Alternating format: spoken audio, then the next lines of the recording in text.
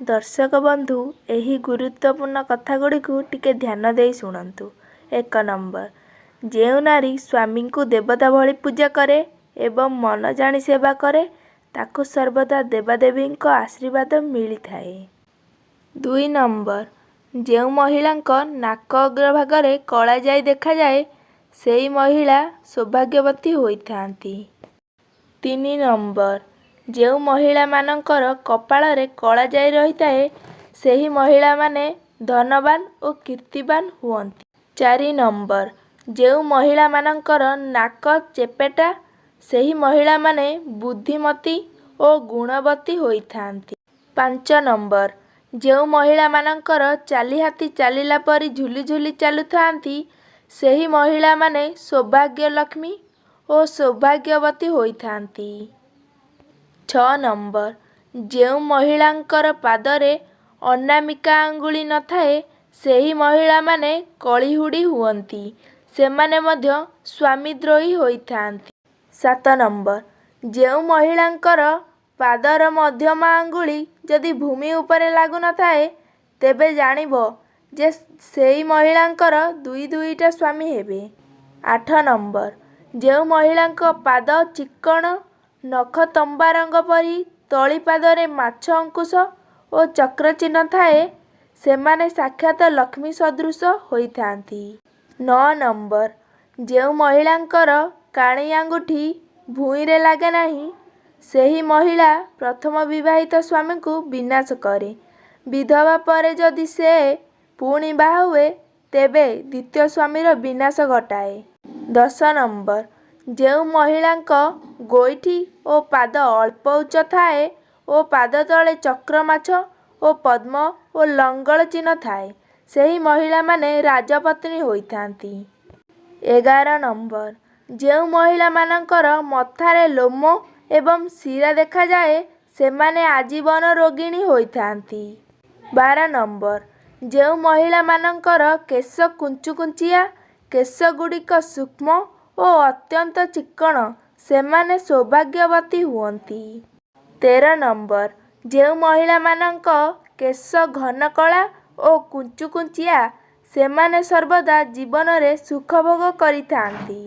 14 number, जेउ महिला मानकर केश लंबा न होई छोट छोट सरू और सुंदर देखा जाउथुबो सेही महिला राजकन्या होइथांती। 15 नंबर, जेउ महिला मानकर लंबा केश और चिक्कण होइताए सेही महिला माने पुरुषंक पाई सौभाग्यवती होइथांती।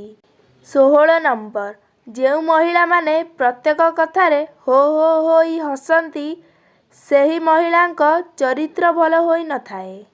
17 नंबर, जेउ महिला माने हसिला बेले तांक शरीर थरुथाए सेही महिला माने सौभाग्यवती हुअन्ति।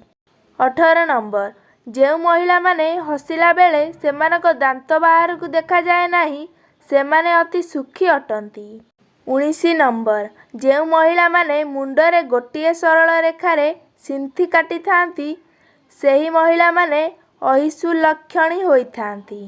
20 नंबर, जेउ महिला माने हसिले दुई गालरे गात भली देखा जाए सेही महिला माने लंपटी होइथांती।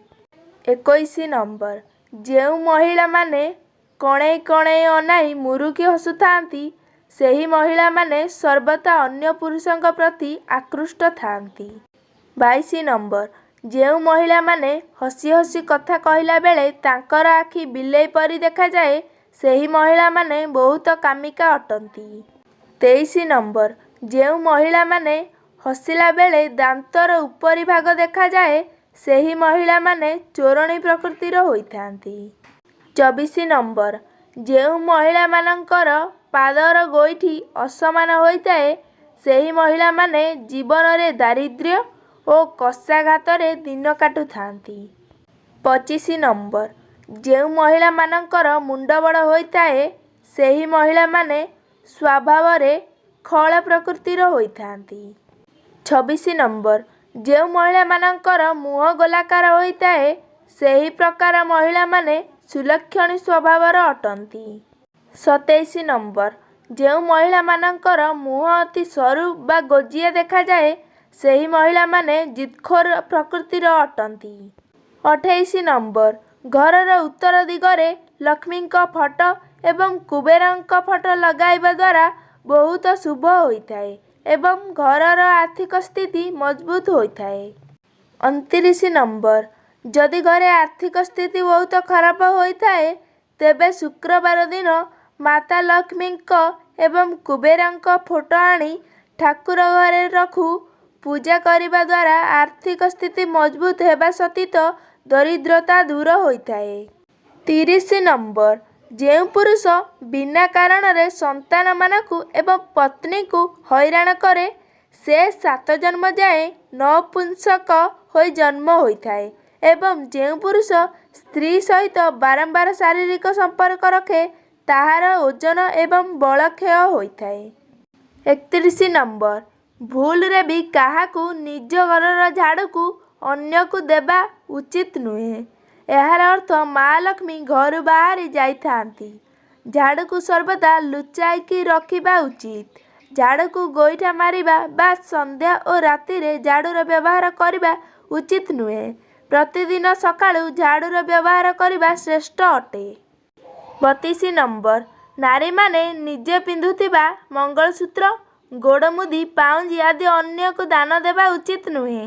ଏହି ଆଭୂଷଣ ନାରୀ ପାଇଁ ଶ୍ରେଷ୍ଠ ହୋଇଥାଏ। ନାରୀକୁ କେବେ ବି ବେକ ଖାଲି ରଖିବା ଉଚିତ ନୁହେଁ। ଜଣେ ନାରୀର ଆଭୂଷଣ ଘରର ପରିଚୟ ହୋଇଥାଏ।